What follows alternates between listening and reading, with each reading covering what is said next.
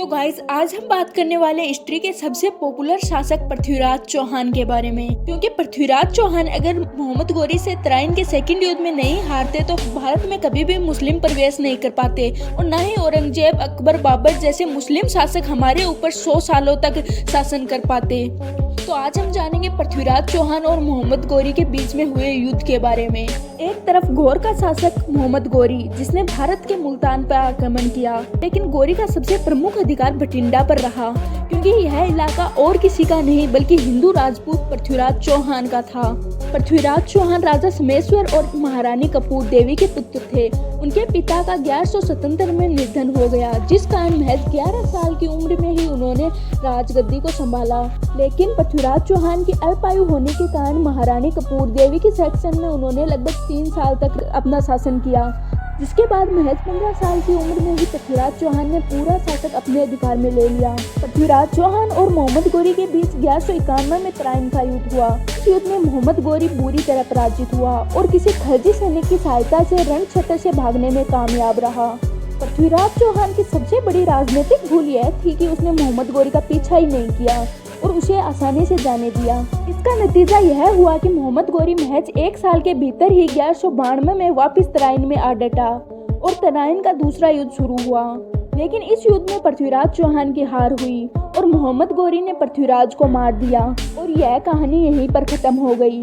लेकिन इस कहानी का दूसरा पहलू भी है जिसमें हम आपको बताएंगे कि पृथ्वीराज चौहान के युद्ध हारने के मुख्य कारण क्या थे। पृथ्वीराज चौहान एक महत्वाकांक्षी शासक था, तो फिर ऐसा क्या हुआ जिसके कारण मोहम्मद गौरी ने पृथ्वीराज चौहान को दूसरे तराइन के युद्ध में हरा दिया।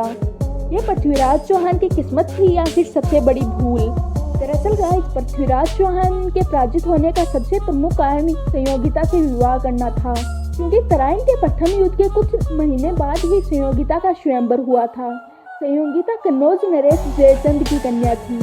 जब स्वयंवर हुआ तो कहा जाता है कि जयचंद ने द्वारपाल की जगह पृथ्वीराज की मूर्ति बनवाकर खड़ी कर दी, लेकिन संयोगिता ने बाकी सभी राजकुमारों को छोड़कर उसी मूर्ति को वरमाला पहना दी। तभी पृथ्वीराज चौहान वहां आ गए और संयोगिता को उठाकर ले गए। इस कारण पृथ्वीराज चौहान और जयचंद के मध्य युद्ध हुआ, जिसमें पृथ्वीराज चौहान के बहुत से वीर योद्धा भी मारे गए। साथ ही हिंदू राजाओं ने भी पृथ्वीराज का साथ देना छोड़ दिया।